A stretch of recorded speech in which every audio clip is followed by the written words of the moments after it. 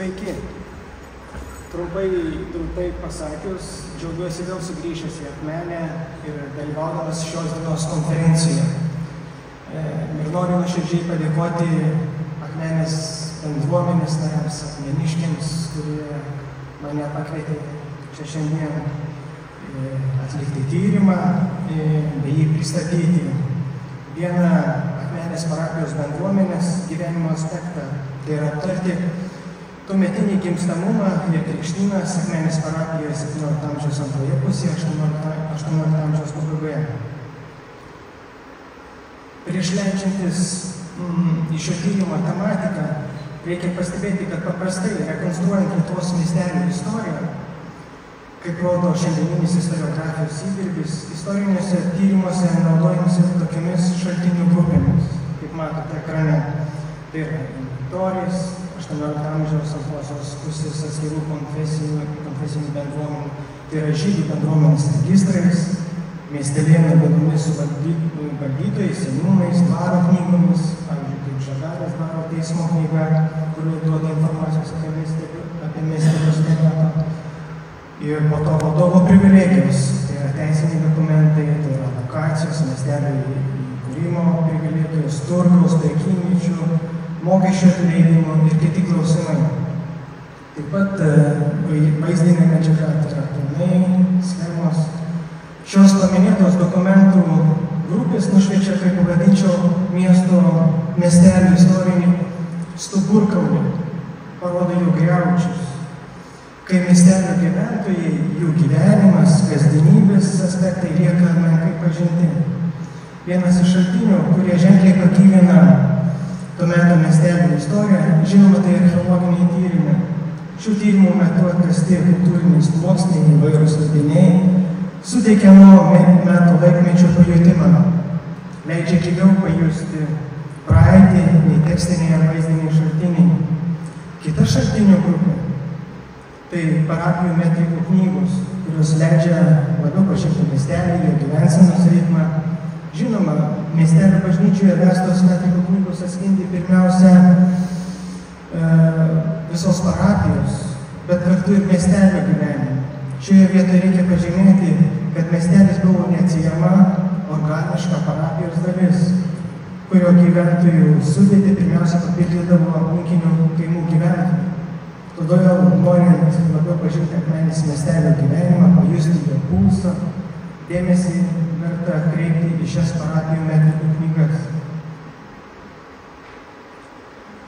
Kalbant apie parapijų metrikų knygų atsiradimą, jų formavimąsi, galima prisiminti, kad 1563 metais Tridento visuotinių bažnytinių susirinkimų metu buvo įteisintas krikšto, santuokos ir mirties registravimas parapijos. O tai reiškia apie 3 tipų metrikinių knygų atsiradimą kiekvienoje parapijoje. Tačiau, kaip rodo šiandien išlikusių Lietuvoje parapinių knygų situacija, šis reikalavimas Lietuvoje buvo vykdomas vangiai, bet pamažu 18 amžiuje įsitvirtino beveik visose parapijose. Tuo pačiu galima pasidžiaugti, kad šiandien išliko iki 18 amžiaus pabaigą siekiančios 5 Akmenės parapijos metrikų knygos, iš jų 4 krikšto ir 1 santuokos.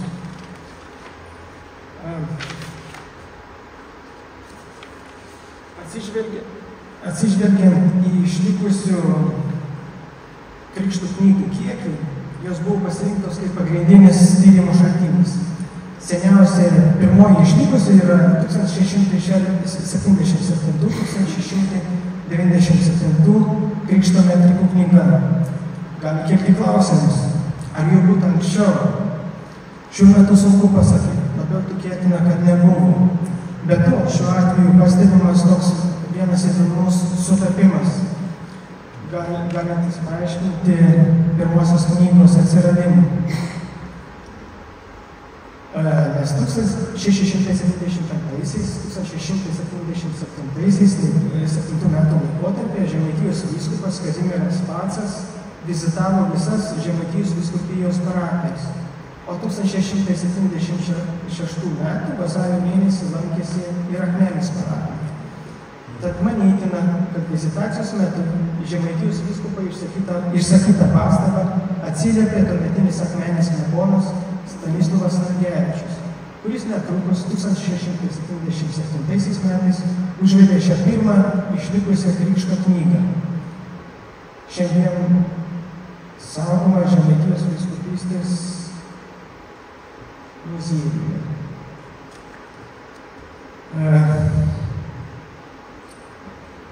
Apmaudu, kad žiūrint į šitą sąrašą, apmaudu, kad neišliko knygų iš 17 amžiaus pirmosios pusės, kurių duomenys būtų įdomus, intriguojantis, kai vyko Šiaurės karas, pro šalį ėjo maras, tačiau turime išlikusias dar 3 knygas, kuriuose beveik nuosekliai, su nedidelė 8 metų pertrauka, pateikime 18 amžiaus antrosios pusės duomenys. Todėl šiame tyrime dėmesys buvo sutelktas į šias išlikusias 4 krikšto knygas, kuriomis remdamasis atlikau tokį pilotinį tyrimą. Pagrindinį dėmesį sutelkiamas yra į parapijos demografinę situaciją, į gimstamumą bei su gimimu neatsiejamai susijusias krikštynas Akmenės parapijos 17 amžiaus antroje pusė, 18 amžiaus pabaiga. Šios krikšto knygos, pirmiausia, pirmos 3 yra neįprasto formato, tarsi surašytos į ją 4 formato lapo perpėdas 2 dalis. Visos 3 yra aptrauktos oda, kai 4 rašyta 18 amžiaus pabaigoje yra įprastinio mums daugiau priimtino formato. Minėtose knygose esantis krikšto įrašai apima tuometinę Akmenės parapiją, kurią 18 amžiaus pabaigoje, 19 amžiaus pradžioje sudarė 3 miesteliai: parapijos centras Akmenė, ir 18 amžiaus antroje pusėje miestietiškomis gyvenvietėmis tapę Vegeriai ir Kliekonė, ir 32 greičiau tokie išsibarstę kaimai. Suskaičiavus minėtų 4 krikšto metrikų duomenys, iš kurių susidarė 6751 įrašas, gauname 121 metus apimančią Akmenės parapijos gimimo statistiką, gimimo dinamiką. Tiesa, kaip matome, grafiko viduryje yra tuščias 69 metų tarpas.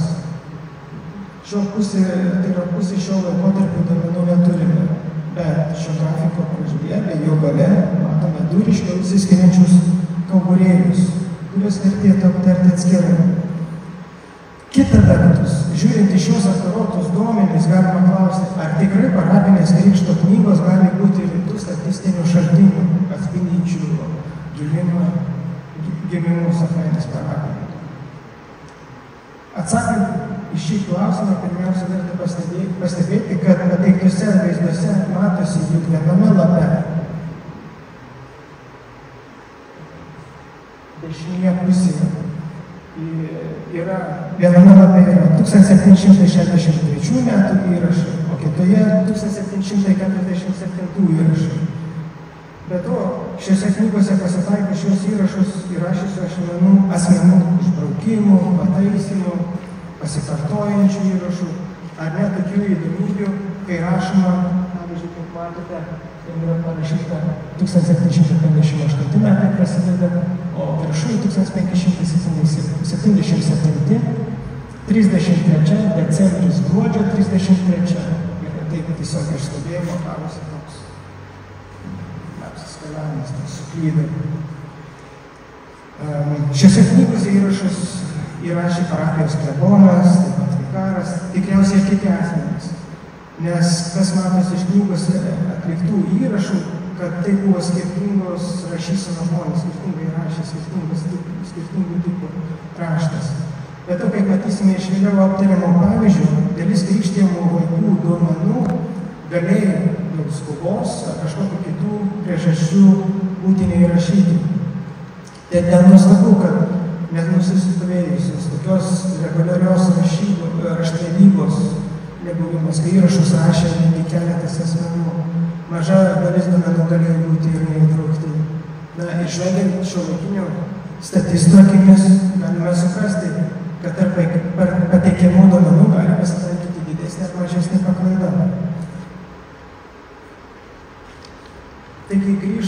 priminėto gimimo grafiko duomenų. Ir žvilgtelėkime į gimstamumą datą 1677-1691 metais. Pradžioje matome užregistruotą nedidelį gimimų skaičių – 44. Nes tie duomenys pradėti fiksuoti tik 1677 metų rugpjūčio mėnesį. Na, o 1678 metais, 1684 ketvirtų metų laikotarpį daugiau ar mažiau tų lygiai matome vinguriuojančią kreivę, kuri rodo, kad anuomet nebuvo mažiau gimimų nei 113 per metus Akmenės parapijoje. Tačiau suklusti verčia 1686 metų, 1689 metų laikotarpio įrašai, kai per metus fiksuojama 57, kitais jau 45, po to 100 ir po to vėl 50 gimimų. Ir tai galima pavadinti tokia demografinė duobė, kuris signalizuoja, kad parapijos bendruomenėje vyko kažkokie pokyčiai.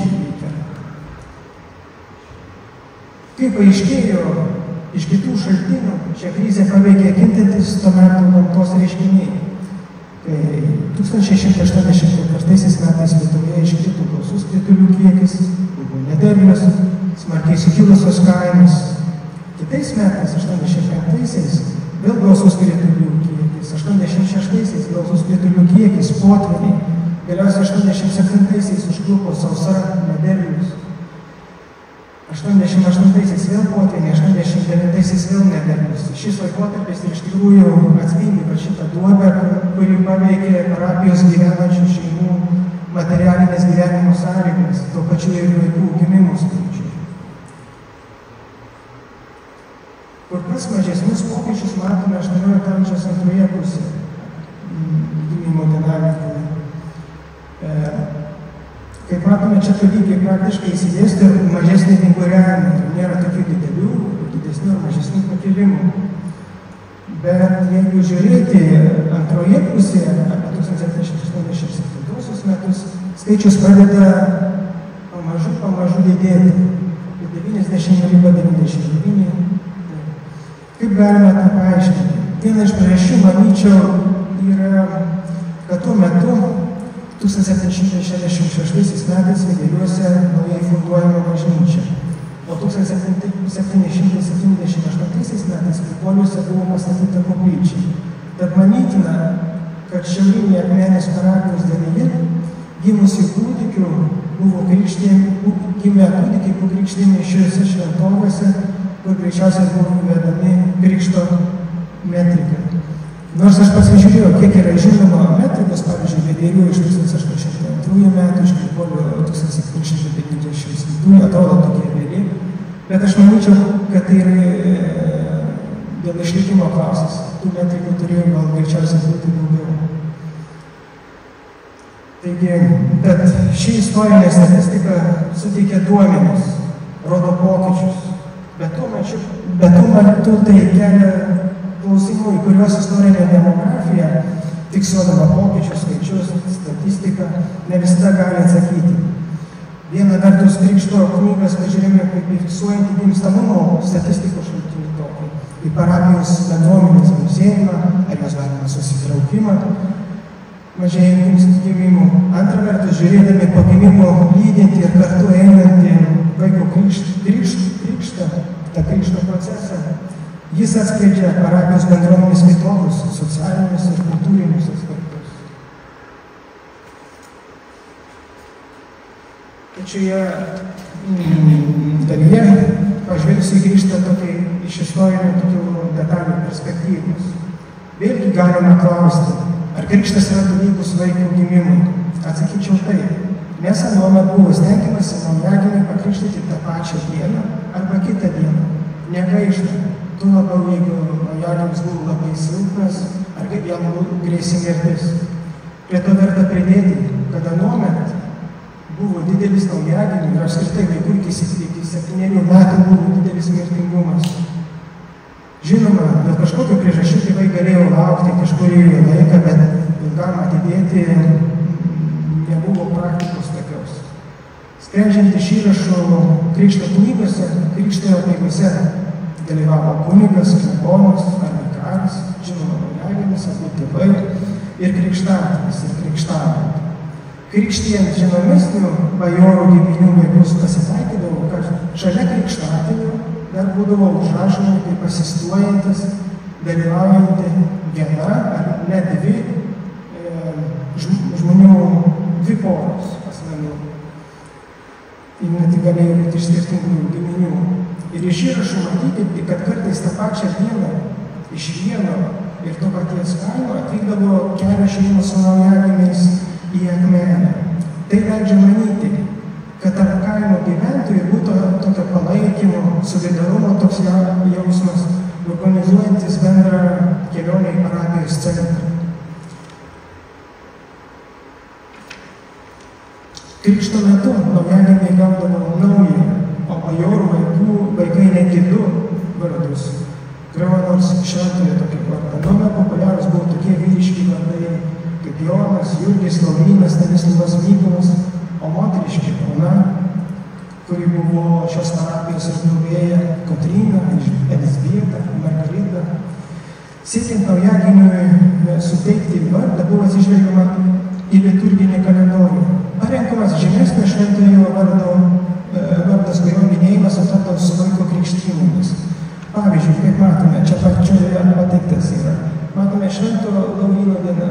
Šventas Laurynas minimas rugpjūčio 10 dieną. Ir kągi matome toliau. Kad Akmenės krikšto metriko knygoje rugpjūčio 1 dieną vienam krikštijamam suteikiamas Lauryno vardas, antrą tą pačią dieną krikštijamam Mato vardas, jau 8 rugpjūčio 8 vėlgi seka 4 krikštai iš karto. Tai pirma ir antram naujagimiui sutokie vėlgi Lauryno vardai iš karto vienas, po to taip pat seka Stanislavas ir mergaitė suteikiamos sūnaus. O štai rugpjūčio 10 dieną vėl pasirodė išnyra Laurynas. Į liturginį kalendorių taip pat buvo atsižvelgiama krikštinti ir dvynukus. Kaip matome, štai vasario 9 dieną minime Šventą Apoloniją, kai Akmenėje krikštijama vasario 10 dieną buvo dvynukės dvi krikštijamos, Apolonija ir Ona. O vasario 12 dieną irgi jau praėjus krikštijamams dvynukams berniukui sutelkiamas Andriaus vardas, o mergaitė Apolonijos vardas. Tai garsaus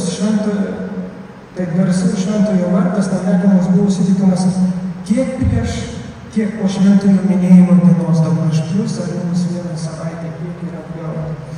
Na, iš visų, man tokių atvejų įsiskiria aptiktas irgi dvynukų vardas, kai buvo suteiktas pirmųjų tėvų vardai, tai yra Adomas ir Ieva tiesiog, irgi pasirinkime kaip iš šventojo rašto.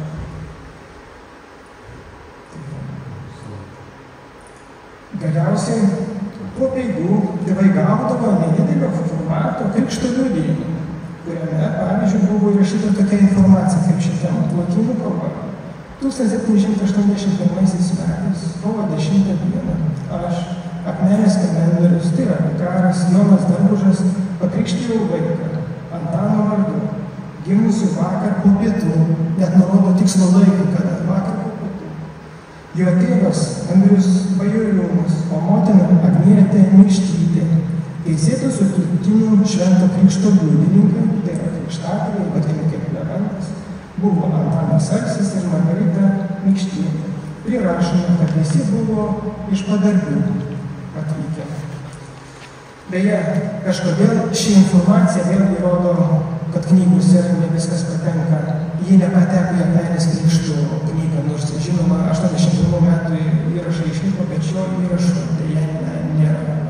Tai rodo dar atvejį, kad su ta statistika ir su duomenim dirbti reikia atsargiai. Iš tokių įrašų įsiskiria nesantuokinių vaikų įrašai, kuriuose, kaip matome, iš pirmo įrašo nurodoma, kad krikštymą, matome iš įvardinimo krikštymą Kristina, kuri, kaip įvardinta lotynų kalba, yra kažkurio tėvo. koncerto paremti gimdytojų. Arba antras pavyzdys, kai suviliojęs, o paskui pasiklovęs vaikinas, tiesiog pažymimas grįžtame aplinkose tiesiog 3 kryžiukų kombinacija. Pastebėtina, kad dauguma suvedžiotojų apgautų buvo jaunos, neištekėjusios merginos, parodo jų įrašytos mergautinės pavardės. Kartais pridedama, kad jos yra iš tokio ar tokio dvaro. Tai matyt, leidžiama būti, kad tai yra buvusios samdinės. Tarp šių atvejų pasitaikydavo, bet kur kas rečiau ženkliai, kad nesantuokinį vaiką susilaukdavo ir ištekėjusi moteris. Pavyzdžiui, iš Biržų parapijos atvyksta į Akmenę, kad juostyti čia savo vaiko remeliją, kaip sprendžiama iš pavardės, ištekėjusi moteris. Taigi, šių merginų ir moterų įrašyti pilni vardai ir pavardės, skirtingai nei, pavyzdžiui, Vilniaus mieste ar didesniuose miestuose, kur buvo rašomas tik vardas, ir taip moteriai buvo galima likti dalinai ir kaip ir nežinoma. Šiuo atveju vardas ir pavardė ir tas viešumas. Visi žinojo apie tą moterį ir jos bėdą ir manoma, kad tai yra, kad jos galėjo susilaukti, ta prasme, aplinkinio buvimo ir atsižvelgimo dėl tokios padėties. Pastebėtina, kad įprastai per metus pasitaikydavo krikštami 1 ar 2 nesantuokiniai vaikai, bet išsiskiria 1677-79 metų laikotarpis, kurio metu krikštami 5-6 nesantuokiniai vaikai. Kodėl? Detaliau žvilgtelėjus į to metų įrašus matyti, kad kai krikštatėviai to metų krikšto įrašuose nemažai dalyvauja čia gyvenantys kariškiai, latiniškai vadinami kaip minas, kurie ir galėjo būti šių vaikų nesantuokinių vaikų tėvais. Tačiau kartu jie įsitraukė ir parapijos gyvenimą, vesdami vietinės merginas. Štai 1679 metais Akmenėje buvo pakrikštytas Jono Belą, bet tai pavardė nėra, vėlgi nėra Bartašos kilmės, greičiausiai iš Lenkijos ir tą formą atvykusi sūnus Jonas, kurio krikštynuose, kaip parašoma, dalyvavo dragūnų pulko kariai. Arba kai 1679 metais krikštatėviu buvo įvardimas kaip generozas dominas, tai yra bajoras, kilmingasis Paulius Foktas, bet būtų vokiška kilmė vardama kaip Minas, pridedama jeigu karys varyšius. Tačiau kariai priklausė, kaip nurodoma, Lietuvos didžiosios kunigaikštystės didžiojo etmono, Vilniaus vaivado, Mykolo Kazimiero Paco dragūnų pulkui, kuris gyveno Akmenėje. Vėlgi klausimas, kaip jie atsirado. Kaip žinoma, 1672 metais, 1676 metų laikotarpiu vyko karas su Lietuvos Respubliku, abiejų tautų Respublikos karas su Turkija. O 1676 metais, 78 metais minėtas Lietuvos didžiosios kunigaikštystės didysis etmonas Mykolas Kazimieras Pacas sumanė nepaleisti Lietuvos kariuomenę, kuri be to dar 1628 metais lydėjo per Žemaitiją žygiuojančią švedų kariuomenę į prūsus. Tiesiog trukdė žygiuoti ir prižiūrėjo, kad jie nenukristų kažkur iš šono, kaip iš šono tiesiog sakė. Tačiau kariuomenė, jos daliniai šiuo laikotarpiu turėjo įprastai įkurdinamos valstybinėse žemėse, tai yra seniūnijose, valdovų priklausančiose žemėse, neprivačių bajorų ar didikų valdose.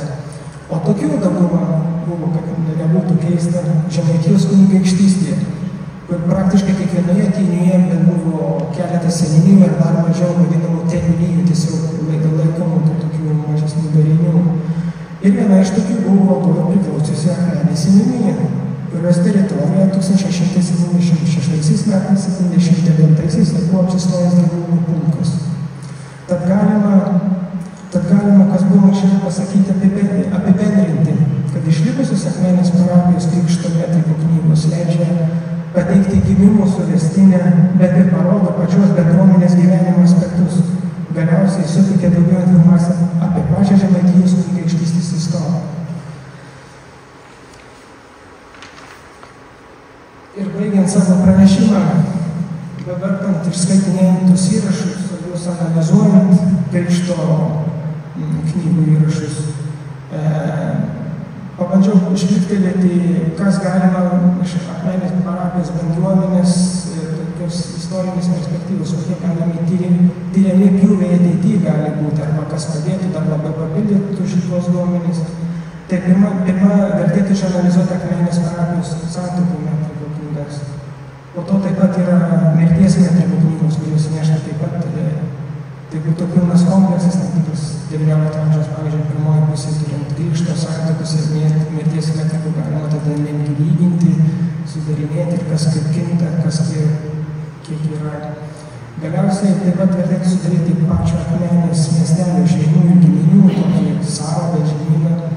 Ir galiausiai šitos duomenys, turint toks išeitų fundamentalus dalykas, dar niekas iš tikrųjų gal taip ir nėra darę, tai būtų Akmenės parapijos, šeimų, giminių visas sąvadas žemynas, kokie buvo, kas gyvena, tai būtų 17 pusė. Galbūt kai kurie duomenys iš inventorių turimų Akmenės siektų ir anksčiau, ir būtų iki 19 amžiaus pradžių. Tai palengvintų darbą visiems, ieškantiems savo praeities ir apskritai. Ačiū už dėmesį.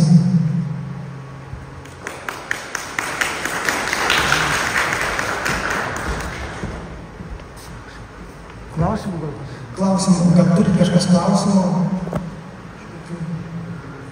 Prašau. Kaip galėjai atsitikti, kad vieną knygą pakliuvo į Trakų istorijos muziejų? Su knygų keliavimo yra įdomus dalykas, kartais jis išlieka įrašų, kartais ne. Bet šiaip žiūrint Akmenės parapiją, dvi knygas man matom Žemaitijos vyskupystės muziejui išliko. Tai yra Varniuose saugoma. Žekarniai buvo Žemaitijos vyskupystės centras persikėlė. Matyt, dalis tam tikra parapijos duomenų ir persikėlė ten. Kodėl taip galėjo įvykti, kodėl Trakai ir kodėl Varniai? Todėl, kad dvasininkai kartais būdavo, tai pavyzdžiui, Stanislavų vienas iš klebonų 18 amžiaus buvo Buzina, bet jis buvo Livonijos kanauninkas ir dar kažkurios parapijos klebonas. Todėl manytina, kad per kunigų turimas pareigas priklausomai, pavyzdžiui, Žemaitijos kapitulai, kurie administravo Varniuose irgi, arba, pavyzdžiui, koks buvo pareigybės. Aš bandau spėti, kad Trakų gal turėjo kažkaip irgi ir taip per dvasininkų pareigybės turimas jų, kaip sakyti, valdomas parapijos galėjo jos iškeliauti šitos knygos irgi taip ir pateko. Aišku, paprasčiausiai čia yra aiškinimas Žemaitijos vyskupystės muziejaus atvejais.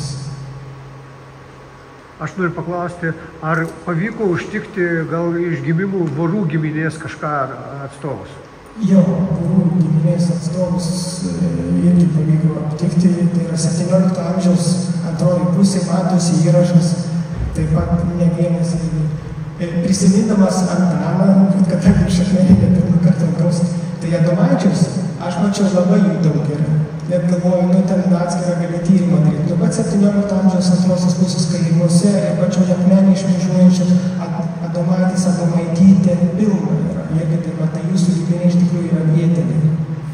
Manau, kad jeigu suradus visus galus, plačiai paplitusi šitą kraštą. O čia, sakykime, prieš marą ir prieš, kaip sakoma, kad Akmenėje buvo, nebebuvo praktiškai gyventojų, keli gyventojai belikė. Tai reiškia, tos pavardės išliko Adomaičiai, Vorai?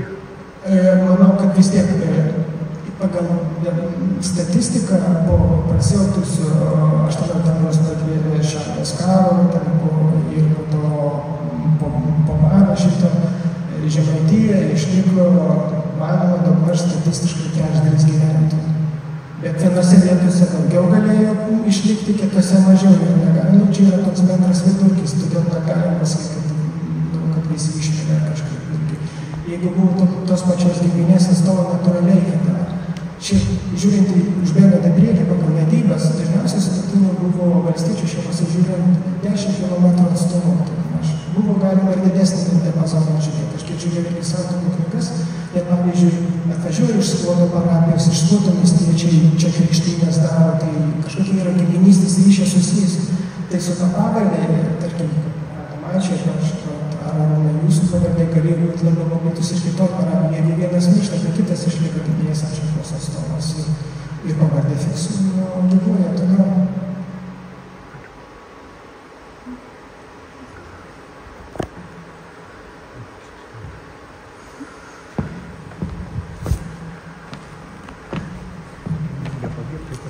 Ačiū Jonui Trumpului.